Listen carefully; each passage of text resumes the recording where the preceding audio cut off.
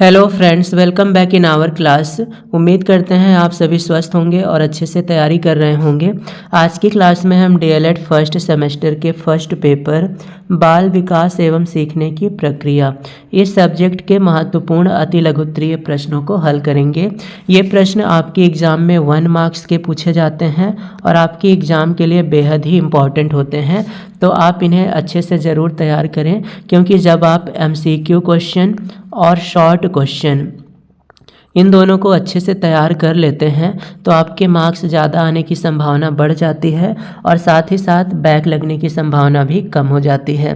साथ ही साथ अगर आप इस क्लासेस के पीडीएफ्स को भी प्राप्त करना चाहते हैं तो आप हमारे टेलीग्राम चैनल से प्राप्त कर सकते हैं।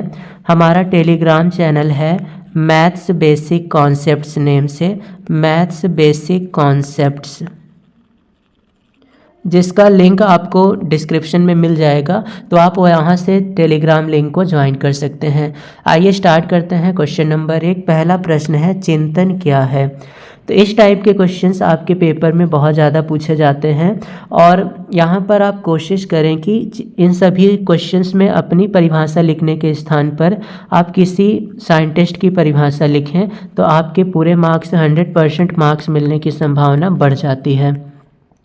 जैसे चिंतन के लिए गिलफोर्ड की परिभाषा काफ़ी इम्पॉर्टेंट है। गिलफोर्ड के अनुसार चिंतन प्रतीकात्मक व्यवहार है, यह सभी प्रतिस्थापन से संबंधित है। जब भी आप दूसरे की परिभाषा लिखेंगे नाम के साथ तो आपका इम्प्रेशन भी काफ़ी बढ़िया रहता है और 100% मार्क्स की संभावना बहुत ज़्यादा बढ़ती है। तो आप कोशिश करें कि हर सभी टॉपिक्स जो हम करा रहे हैं एक एक परिभाषा याद करें। अब हम बढ़ते हैं नेक्स्ट क्वेश्चन की तरफ। नेक्स्ट क्वेश्चन है वंशानुक्रम का अर्थ स्पष्ट कीजिए। वंशानुक्रम से आप क्या समझते हैं? तो वंशानुक्रम का मतलब होता है पेरेंट्स से चिल्ड्रन में गुणों का ट्रांसफर होना। जब बच्चे होते हैं तो माता पिता के गुण बच्चों में ट्रांसफर हो जाते हैं और इस प्रक्रिया को वंशानुक्रम कहते हैं। तो यहाँ पर परिभाषा है, रुथ बेनेडिक्ट की परिभाषा है, वंशानुक्रम माता पिता से संतानों को प्राप्त होने वाले गुणों का नाम है। माता पिता से संतानों में ट्रांसफर होने वाले गुणों को वंशानुक्रम कहा जाता है। नेक्स्ट क्वेश्चन है अधिगम का अर्थ स्पष्ट कीजिए। अधिगम का तात्पर्य होता है सीखना। अधिगम सीखने तथा सिखाने की सतत प्रक्रिया है।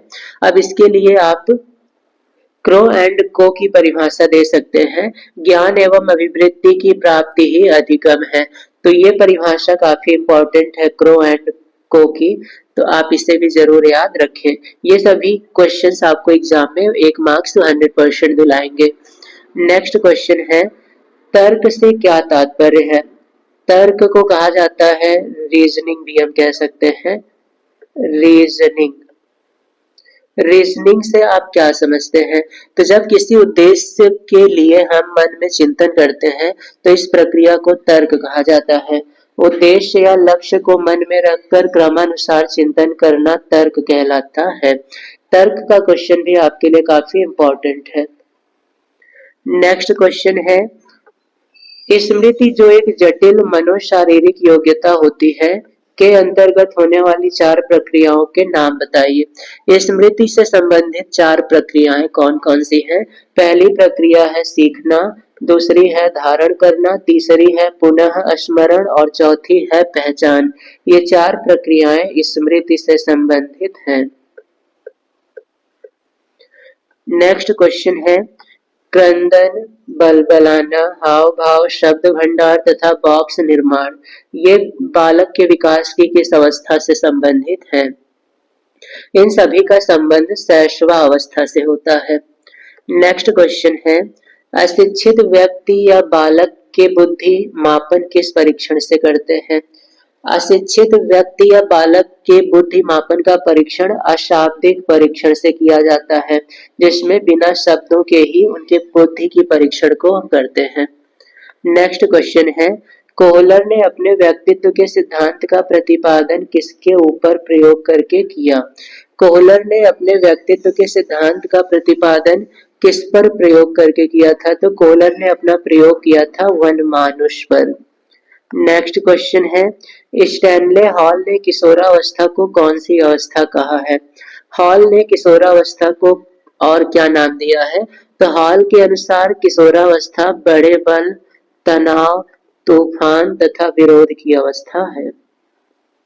नेक्स्ट क्वेश्चन है, वह प्रवृत्ति जो बालक में होने पर किसी वस्तु, व्यक्ति या प्रतिक्रिया के प्रति ध्यान केंद्रित करता है और उसका लगाव हो जाता है, क्या कहलाता है? हमारी वह प्रवृत्ति जिसके कारण हम किसी वस्तु, व्यक्ति या प्रतिक्रिया में अपना ध्यान केंद्रित कर लेते हैं, तो इसे हम रुचि कहते हैं। नेक्स्ट क्वेश्चन है, जब बालक किसी तथ्य कार्य को दूसरे बालक के तथ्य कार्य को देखकर उसी तरह सीखता है, तो सीखने की यह कौन सी विधि कहलाती है? जब एक बालक दूसरे बालक को देखकर सीखता है, तो इसे सीखने की कौन सी विधि कहा जाता है? सीखने की यह विधि कहलाती है निरीक्षण विधि। नेक्स्ट क्वेश्चन है, अन्य बातों के समान होने पर बालक कई बार अभ्यास करते करते कोई चीज सीख ले, तो सीखने की यह विधि थॉर्नडाइक की किस विधि के अंतर्गत आती है? कई बार अभ्यास करते करते हम कुछ नया सीख लेते हैं, तो थॉर्नडाइक ने इसे सीखने के किस नियम के अंतर्गत बताया है? तो थॉर्नडाइक के अनुसार यह सीखने की प्रयत्न और भूल विधि है। ये बहुत ही इंपॉर्टेंट क्वेश्चन है, प्रयत्न और भूल विधि। इसे आप जरूर याद रखेंगे, पेपर में 100% आने की संभावना इसकी रहती है। नेक्स्ट क्वेश्चन है, जब एक कुत्ते के सामने पहले घंटी बजाई जाती है, फिर उसी के सामने भोजन का टुकड़ा डाल दिया जाता है, तो कुत्ता लार स्रावित करता है और यह प्रक्रिया हम कई बार दोहराते हैं। बाद में प्रयोगकर्ता द्वारा घंटी बजाते ही कुत्ते द्वारा लार स्रावित होने लगता है और जिस कुत्ते को भोजन दिए बिना जब हम घंटी बजाते हैं तो वह लार टपकाने लगता है। तो यह कौन से सिद्धांत के अंतर्गत आता है? कॉन्सेप्ट यह है कि पहले हमने एक घंटी बजाई, फिर भोजन का एक टुकड़ा दिया, तो कुत्ते के मुंह में लार स्रावित होने लगा। अब ये प्रक्रिया हमने कई बार दोहराई और अंत में हम जब केवल घंटी बजाते हैं और भोजन का टुकड़ा नहीं देते हैं, तो भी उसके मुंह में लार स्रावित होने लगता है। तो यह कौन सा सिद्धांत से संबंधित है? इसका सिद्धांत है संबद्ध प्रतिक्रिया का सिद्धांत और ये सिद्धांत दिया है पावलोव ने। ये भी आपके लिए काफी इंपॉर्टेंट हो सकता है, आप इसे भी तैयार रखें। नेक्स्ट क्वेश्चन है, जीन पियाजे ने बालक के संज्ञानात्मक विकास के अंतर्गत अनुकूलन क्रिया का विभाजन किन दो क्रियाओं में किया है? बालक के संज्ञानात्मक विकास के अंतर्गत अनुकूलन क्रिया का विभाजन किन दो भागों में किया गया है? जीन पियाजे ने ये दो भाग बताए हैं, पहला आत्मसातकरण और दूसरा व्यवस्थापन। नेक्स्ट क्वेश्चन है, जीन पियाजे द्वारा प्रतिस्थापित बालक के संज्ञानात्मक विकास से संबंधित तीसरी अवस्था क्या कहलाती है? जीन पियाजे ने जो भी सिद्धांत बताए हैं बालक के संज्ञानात्मक विकास से संबंधित, उसकी तीसरी अवस्था का नाम है मूर्त संक्रिया काल। नेक्स्ट क्वेश्चन है, बालक के संवेगात्मक विकास से संबंधित विकासात्मक सिद्धांत का प्रतिपादन किसने किया? विकासात्मक सिद्धांत, ये आपके एग्जाम के लिए इंपॉर्टेंट टॉपिक है, इसे भी आप कवर करेंगे। जीन पियाजे ने इस सिद्धांत का प्रतिपादन किया था। नेक्स्ट क्वेश्चन है, गिलफोर्ड ने बुद्धि के त्रि-आयाम सिद्धांत के अंतर्गत किन तीन विधाओं में मानसिक योग्यता को वर्गीकृत किया है? गिलफोर्ड ने किन तीन विधाओं को बताया है? तो ये तीन विधाएं हैं, विषय वस्तु, संक्रिया और उत्पाद। गिलफोर्ड ने ये तीन विधाएं बताई हैं। नेक्स्ट क्वेश्चन है, युग ने सामाजिक अंतरक्रिया के आधार पर व्यक्तित्व को किन किन भागों में वर्गीकृत किया है? युग ने सामाजिक अंतरक्रिया के आधार पर व्यक्तित्व के कितने प्रकार बताए हैं? तो उन्होंने व्यक्तित्व को तीन भागों में बांटा है, अंतर्मुखी, बहिर्मुखी और उभयमुखी, ये तीन प्रकार हैं व्यक्तित्व के। नेक्स्ट क्वेश्चन है, वह मानसिक प्रक्रिया जिसमें संगठित और व्यवस्थित रूप से चिंतन किया जाता है क्या कहलाता है?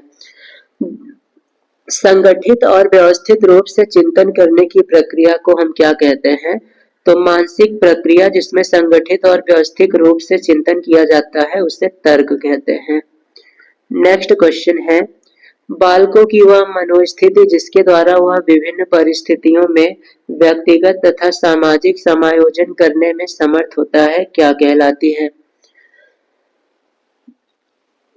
बालक की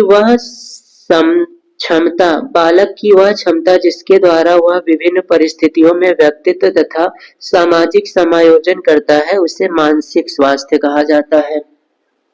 तो ये थे डीएलएड फर्स्ट सेमेस्टर के फर्स्ट पेपर बाल विकास एवं सीखने की प्रक्रिया के इम्पोर्टेंट अति लघुत्तरीय प्रश्न।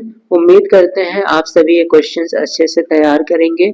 इसी तरह की बेहतरीन क्लासेस के लिए आप हमारे चैनल से जुड़े रहें और यदि अभी तक आपने हमारे चैनल को सब्सक्राइब नहीं किया है तो सब्सक्राइब कर लें ताकि हमारी आने वाली क्लासेस आप तक पहुंचती रहे। और साथ ही साथ आप हमारे डेली क्लासेस के पीडीएफ को भी प्राप्त कर सकते हैं। पीडीएफ को प्राप्त करने के लिए लिंक में दिए गए टेलीग्राम चैनल से आपको जुड़ना होगा। टेलीग्राम चैनल में जाकर आप पीडीएफ को प्राप्त कर सकते हैं।